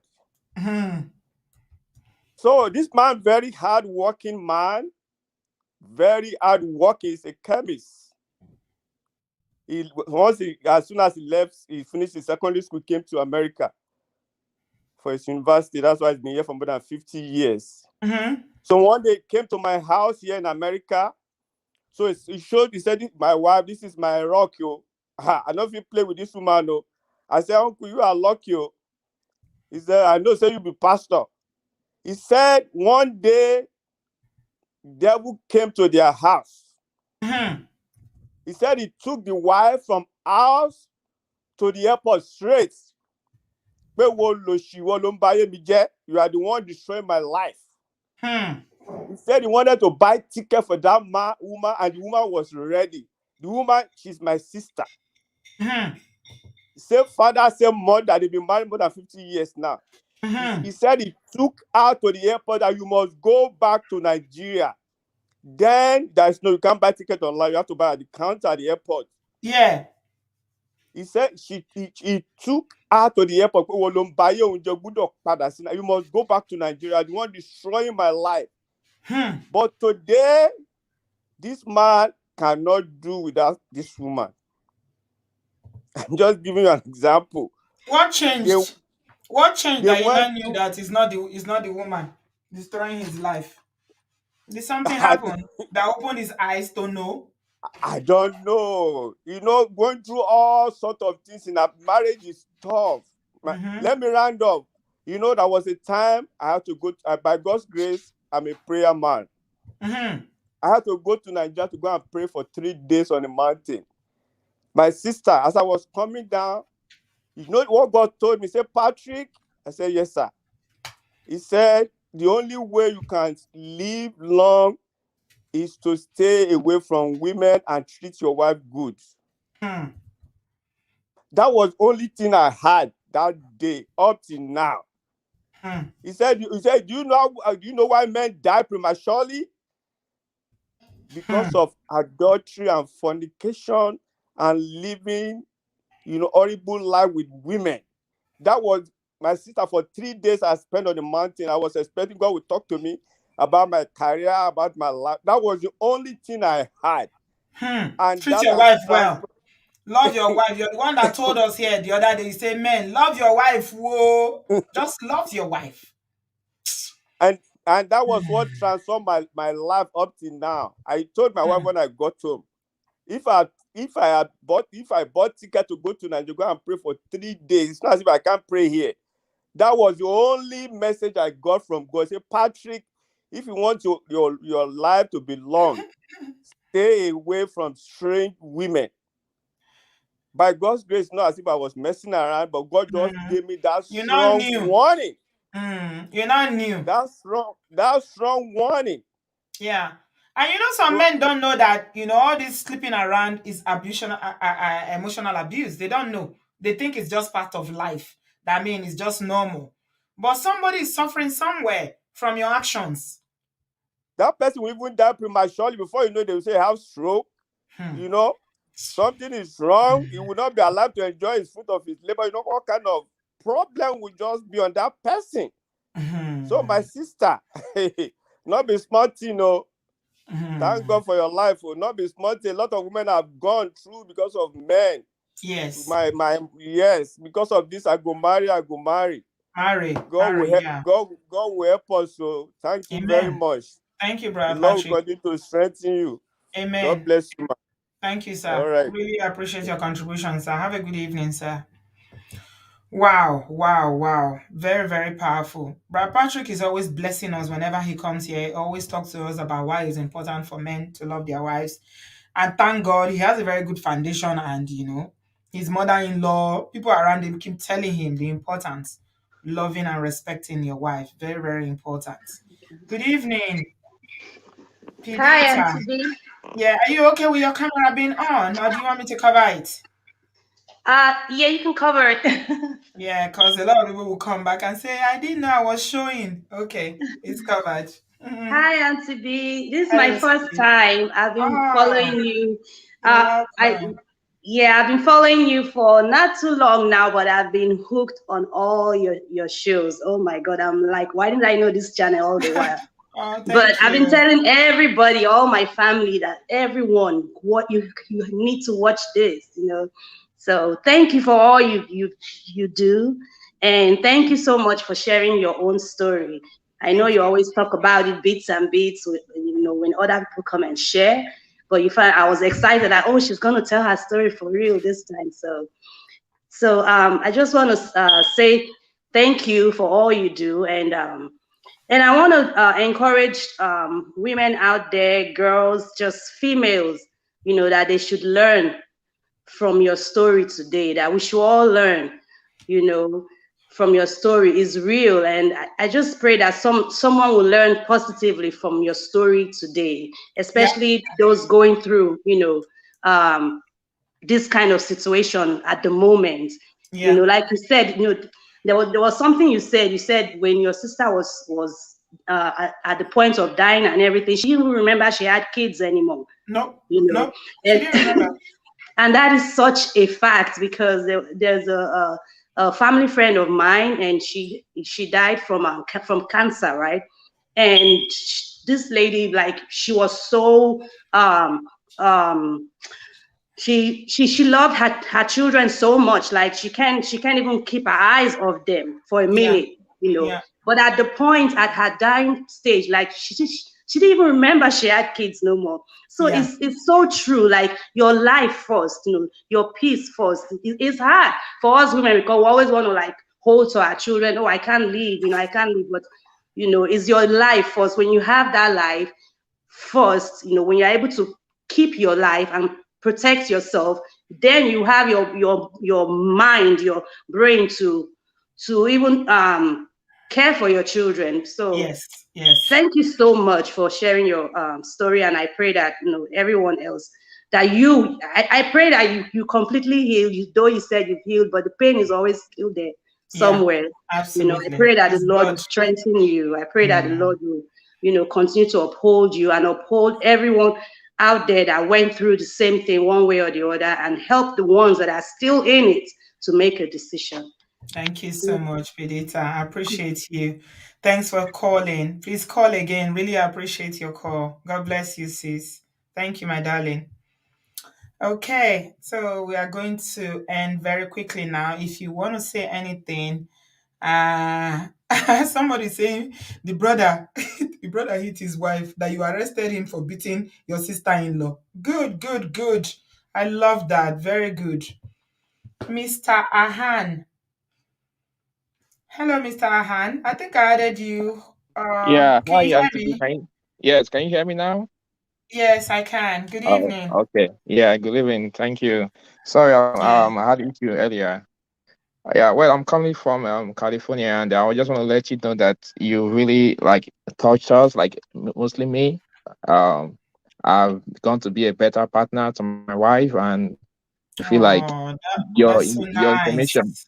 yeah, most of the advice you give here, like it's really Mm-hmm. changed the way I think, and I feel Wow. like it's not just for the ladies, even for the Hmm. men, the guys, the Wow. kids. Growing up, it makes us feel like, oh, there are some things we knew when we're growing up, and now Mm-hmm. it's like it's different. Now we have to It's realize that different. some Completely things are wrong. different. Yeah, Yeah. Yeah. and also I just want to let some women, some ladies out there know that it's not a natural thing for men to sleep around. It's not natural. They feel like men has that nature of like they can't Mm-hmm. help it. Mm-hmm. That's a Yeah. lie. That's Mm-hmm. a lie. If any man tells you that, oh, I want test another soup, this soup not a I'm eating Mm-hmm. English soup every day. That's a lie. That's Mm-hmm. not an excuse. So it's just information. The way some ladies have some information, it's like they have it wrongly. That's not the right information. So, and yeah, and I want to say, you should keep doing what you do. Like you can't tell. I'm calling now, but I've been listening for a long time. I've been listening to your teaching for a long time, and I've not been able to call. But now I'm live. I said, okay, I will talk to you Oh, at least. Yeah. thank you So very much. I really, really yeah. appreciate you. You just made me very happy by saying that, you're working on yourself to make yourself a Yeah. better man, Yeah. For you. Like, and I'm sure your wife will be happier because when you are better, your wife will be happier, isn't she? of course, yeah. She watches. She watch you Oh, too. She listens to you, and I share your videos to everybody I know, and I really want oh, people to learn from other people's experience and yeah, discussion too. Because sometimes whenever when sometimes when I join your videos, I have a different perspective of a yeah, particular topic. Then after yeah. different callers called in, different people share their ideas, Mm-hmm, share what they think, then it changes my mind, changes our mind. I'll be like, mm-hmm. oh yeah, that's true. So yeah, and I really like to hear from other people too. The opinions sometimes it kind of increases my knowledge of something. Yeah. So yeah, I really Thank appreciate you. for what you Yeah, do. thank you Yeah, so much. Yeah, keep sure. being good.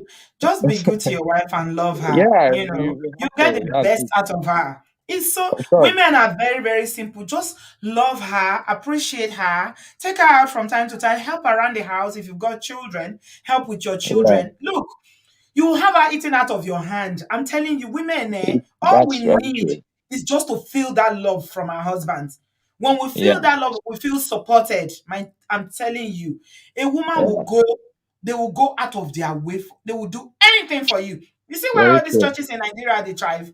All these churches that we talk about, it's women that are the larger percentage of women of the congregation in the churches. It's the women who, anyway, you Yes, see women and they are focused and committed to that thing, they will make it successful. That is a woman for you. All we require when it comes to relationship and marriage, love us, of appreciate course. us, care for Yeah, us. it's Just show us that very leadership true. skill and be kind, and you get the best. Very easy. Very, very, and you can. And it starts with men like you that are saying, I am changing. What It I really thought, does. It really does. yeah, what I thought was the way of conducting it, the way my parents did it. I mean, one man came here one time and said, Hey, can you do that when it was my parents' time? I said, you can't No, do marriage the it's way you did it different. in 1970. It won't It's work. different It now. will not Yeah, work. some people don't know that, and also the way you I don't have kids now, and most of what they are kind of advise parents regarding their Yeah, kids. I feel like it's really true. You don't have to go with yeah. that 90s or 80s way of the way No, your parents no, raised you. no. It's Just it's not really watch or it's you go and different. see the way they do it. If your wife is Yeah, pregnant, go with her to take time off work, go with her to yeah, antenatal, help her. When the baby that's, comes, help around. Don't say I'm a man. We like no, men that are hands-on. And you will just see the woman, eh? You see that submission, respect, everything, even the sex, everything will come yeah, boom, boom, boom, boom. She'll be follow up. doing it without you even asking. I'm telling you. Thank you so much. Thank Thank you. you. Thank you so much. Yeah. You All have a right. good day. Take care. Thank you. Bye. Bye. Really, really happy to see men that are changing and actively working on themselves because, you don't know. People listen and some people take on board what is being said here. So Mr. Han is one of those, and I'm really, really pleased to hear from him. Nikki, hi. Hey, Auntie B, how are you doing? I'm all right. Thank you. Good evening. Good evening. Thank you so much. And thank you for sharing your sister's story and all the work that you've been doing here on this platform. Thank you. I genuinely appreciate it. And unfortunately, I do see some of my life in your sister's story. Really? So, absolutely. Absolutely. But I think one thing that I would like to share with you and with those of you who are listening is that one thing that a woman who's in that situation she's going through, for the most part, she doesn't even recognize that she's being abused. Yeah. And in fact, when you use the word abuse, it'll probably sound like a foreign language to her. Absolutely. So now that, I lived in a situation similar to that for 15 years. And being out now for 1 year, one thing that I can say, one tool or one piece of advice, if a woman thinks that maybe she might be in a situation, and I wouldn't even use the word abuse, but that is concerning to her. Or if you're a friend or a family member and you have a relative who is in a similar situation and you're concerned that she's maybe with a narcissist, the one thing that I can say that helped to lull me out of the sleep that my brain was in, because I believe that chemically your brain begins to go through changes when you're in that situation and you really no longer even recognize or are aware of the trauma that you're going through. Because I think that in order for you to cope and maintain your sanity, in some ways your brain has to disassociate, or what I would say is forget, right? So one of the things that started to happen over time is it's called denial. You don't even really know on many levels what's going on. But one of the things that I would say, if you are concerned about a woman who might be in that situation, encourage her or begin to write specific situations down in a journal, or have her begin to write specific situations down in a journal. Right. Because what begins to happen is, in order for you to survive when you're in that level of trauma and abuse, your brain has to forget the abusive situations that you're going through in order for you to survive. Because I believe truly that if you are remembering all the time all the episodes of abuse that you're going to lose your mind. You're going to lose your sanity, right? Yeah. So you have to be forgetting them. So you have to as it happens, them. You have to forget. Yes. And then over time, before you recognize it, the forgetting becomes natural. You're not even doing it on purpose. It's a default of the brain. Wow. So I would encourage you, or a woman who thinks she is possibly going through this, or a friend, a family member, to start to take a journal. Specific dates, specific times, and give specific details of things that happened or what she's experienced. And then you may not be able to tell her that she's being abused, but you can list, do you remember on November 7th? Right. This is what happened. On November 15th, this is what happened. Or on December 12th, this is what happened. You almost have to begin to convince this woman that this is a pattern. So they need to record these episodes of things that happen in their life. The specific episodes. Because the woman who's being abused will begin to see these as isolated events. Right. She won't be able to recognize that this is a pattern that is occurring over and over again. Right. Because the only way that her brain can cope is by forgetting in many ways. So now that I'm a year out of it, after 15 years of dealing with something like that, I'm just now beginning to come to terms with many of the episodes, you know what I mean, of the abuse. Wow. Because the brain begins to take on a capacity for survival to forget. Wow. And I believe that that's one of the reasons why some women who are in those situations, unfortunately, like your sister Dupe, because I myself was close to where I felt that I was going to lose my sanity, because your brain can only handle so much. With regard to you denying that something is happening, and then trying to live a different life where you're happy and you're satisfied and you're trying to be in a marriage. And when those two collide, right? When those two collide, when you begin to recognize that this abuse has been occurring on and on and on, because honestly, there's a level where you're not aware. So once you begin to have this awareness, it can be almost overwhelming to your sanity. And it can nearly take you out. So the denier is what sustains, the longevity of somebody enduring over and over again, just shutting down your brain so that you don't remember. So you carry on. You carry on. And a lot of times without an awareness. And everyone else is looking at you going, why are you dealing with this? Why are you going through this? He just did this to you. But you cannot even, other people they literally can see, and they're wondering, why are you doing this to yourself? But you cannot even, you're looking at them as, what are you talking about? I'm okay. Exactly. So that was, for me, I would say that's what helped me to wake up.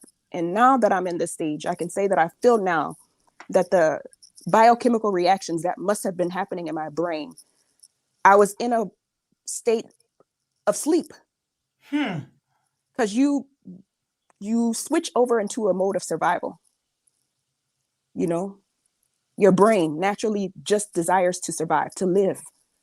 And the only way it can live is to pretend or to not deny that the things that are happening are actually happening. Wow.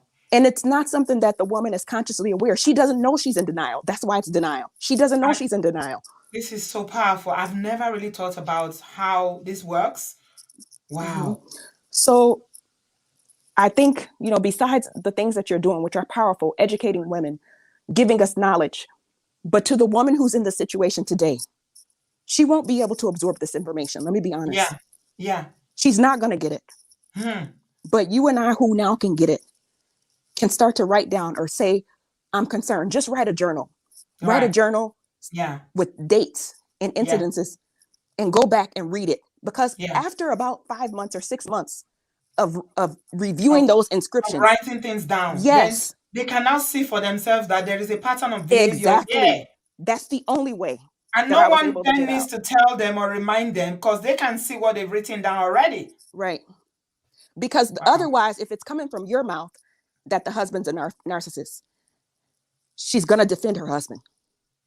You get what I'm saying? But if she sees her own writing on the paper of the things that she's going through at the hands of her husband, then she's not going to be concerned that there's an attack. Because the thing that a narcissist does manipulatively and emotionally, one of the ways that they abuse you is they make you think that everybody is here against you, that they want to take down your marriage, that they want to break down your family, that everyone's goal is to bring the downfall of your marriage. Yeah.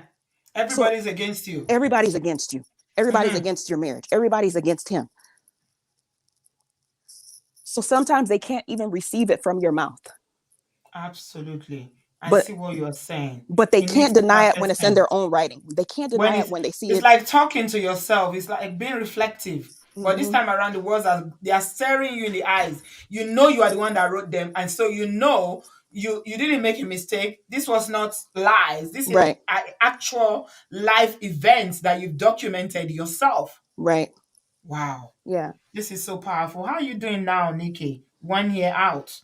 15 years is a long time. It is. It's a process. I'm in recovery, but I'm grateful to be on the other side. I really felt it was on the other side. Yeah, I really felt it was the unction of God one day that kind of woke me up, and he kind of gave me two choices. He said, look, you can stay here and you're going to die voluntarily, because the man was threatening to kill me on a very regular basis. And I was in such a place of fear that I was paralyzed. And I didn't realize I was paralyzed by fear. This is not something that you're aware of. But I was the only ultimatum that I knew of at that time was what I was told, which was, if I leave, he's going to kill me and my kids. And as a mother, you want to do everything that you can to protect your children. Protect your children. Absolutely. So leaving really wasn't an option in my mind at that time, because I knew I couldn't choose to put my kids in that situation. But I do feel it was the Spirit of God that one day kind of woke me up and said, look, which is the better decision? You can stay here and die voluntarily at the hands of this man. You can stay here and lose your sanity, or you can run away. And even if you run, at least you would die trying. If he kills you, at least you will die trying. So did you take your kids when you were running eventually, when you got to that point? Yes. You did? Well done.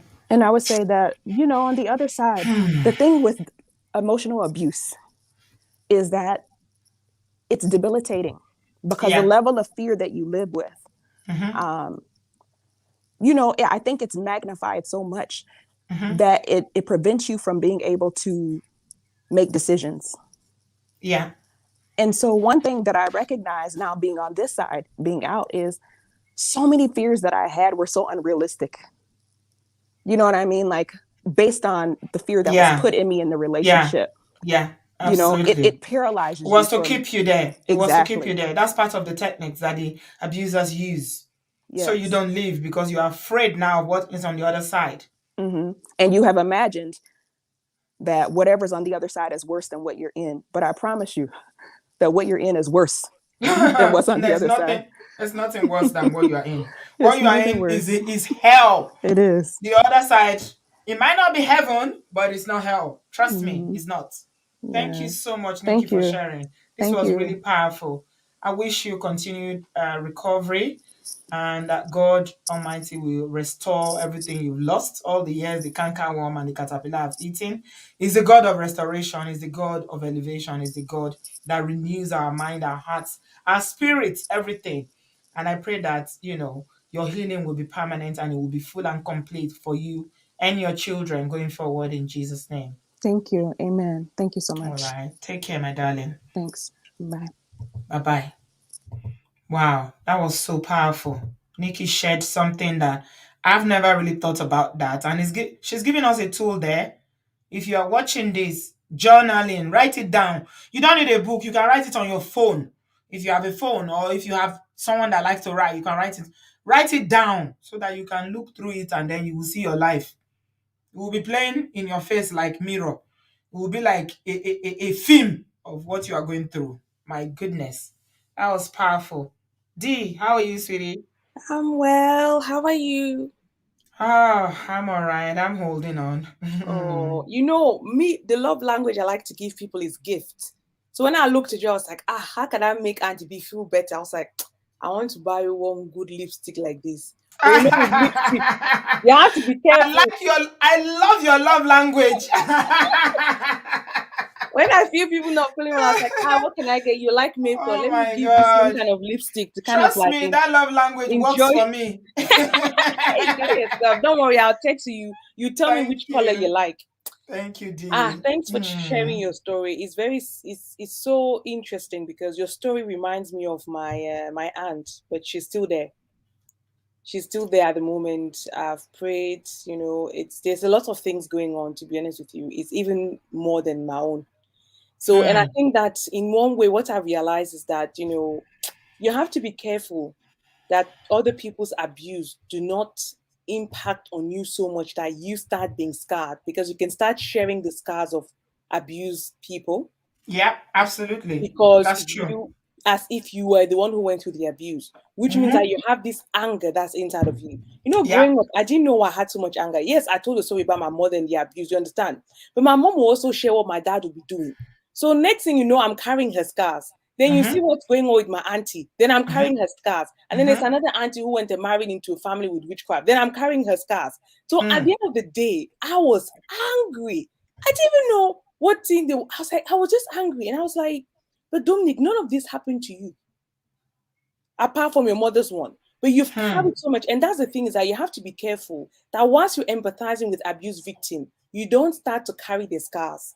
That's why you have to go to therapy. You have to encourage them to go to therapy.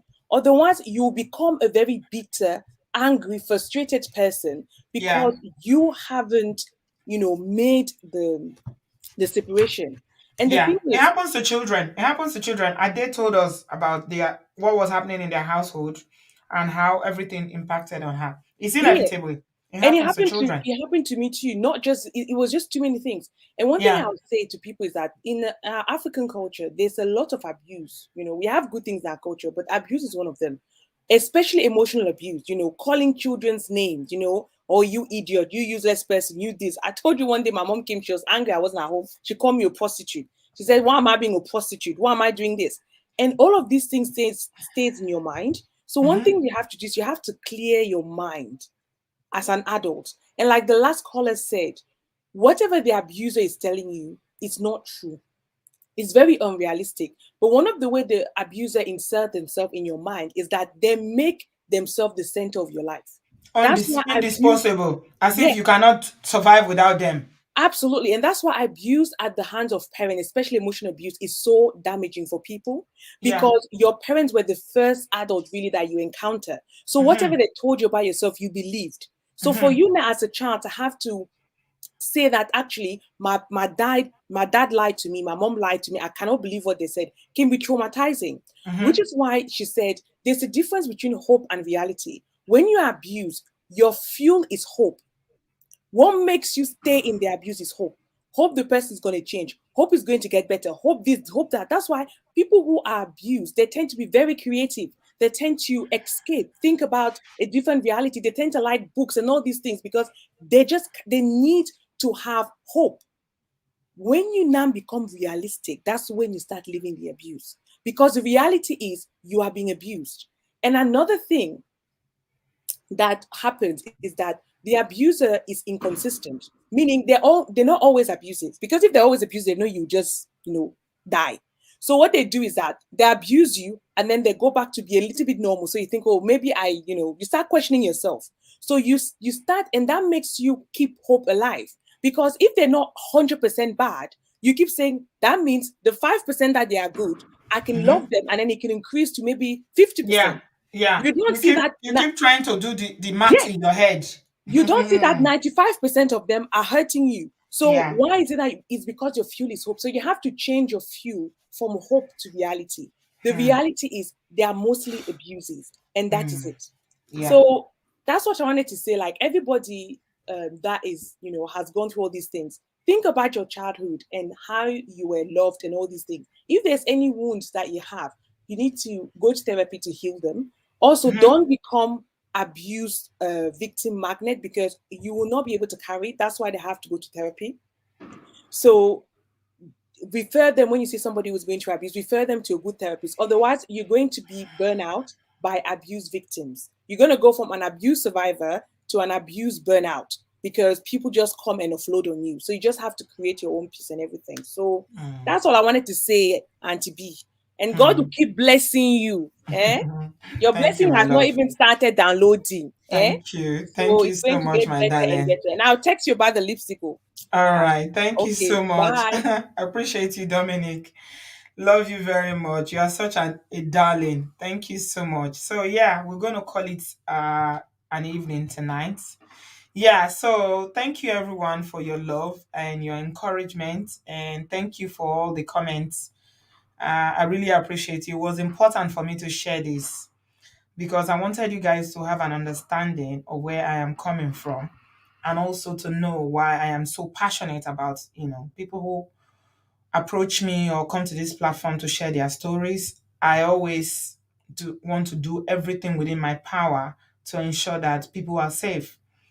I don't want anyone to be deleted. I don't want anyone to go to an early RLP because of abuse, because it's something that is avoidable. Okay. And a lot of people don't have the tools, they don't have the skills, and they don't have the courage to be able to work out. So hopefully one person is learning, people are being saved by the grace of God, and those who have the courage to come out, we are still going to carry on supporting, embracing them. I never knew that we're going to do this.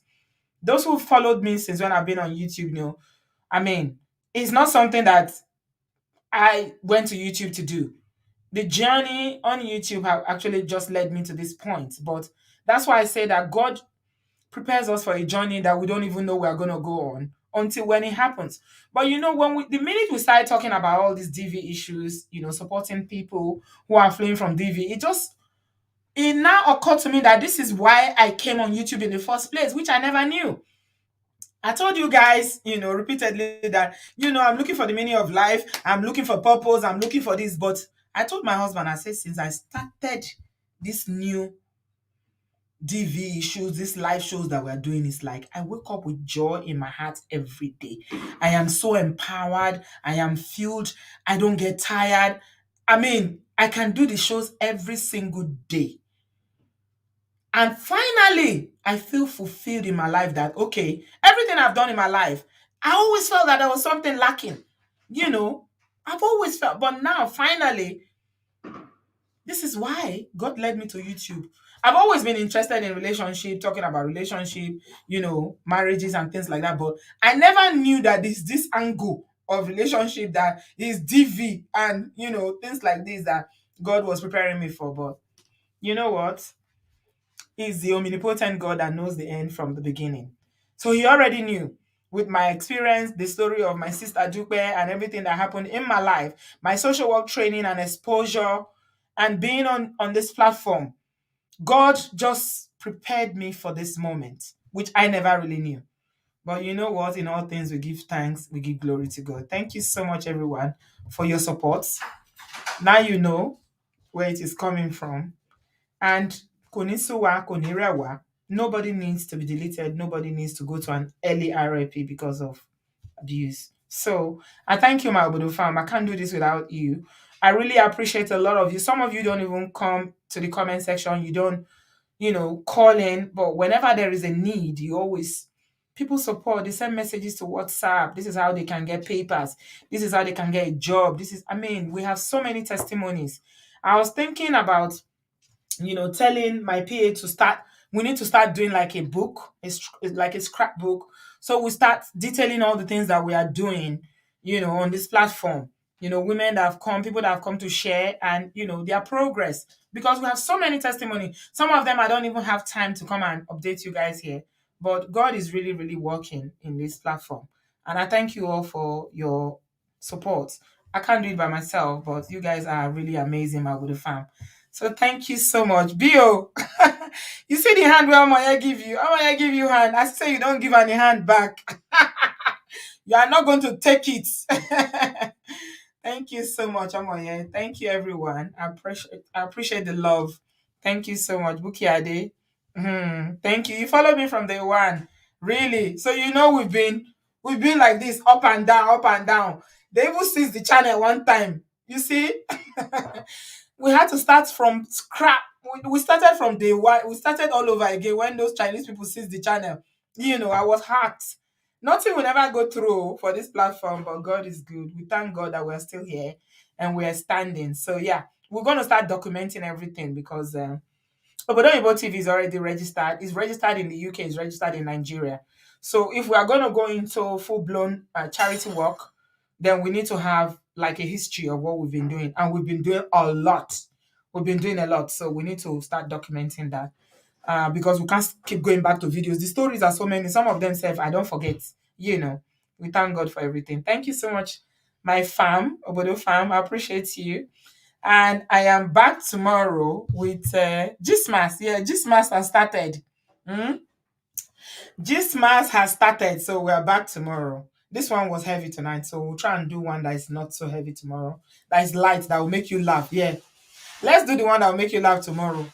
One lady was sharing about her experience of sleeping with a married man. Now go laugh, so take belle go dey pain una. Let's do that tomorrow. Yeah, I will check. I set up like 10 shows already, so I'll check it and see if it's not for tomorrow. I'll move it to tomorrow so that we can do that and make people laugh, so that we can release some of the stress from this my sister's story tonight. I hope somebody learns something from it. Yeah, something light tomorrow, Temiti. Thank you so much. I appreciate you all. Thank you, everyone, for being here tonight. I'll see you tomorrow, 7 p.m. Gistmas Day 2. God bless you. I love you guys. Have a good evening, good afternoon, wherever you are. and I'll see you tomorrow. Bye. Abby, we're going to see you on Saturday for our Christmas party, innit? I'm expecting you. I haven't seen you in a while. Love you. Bye.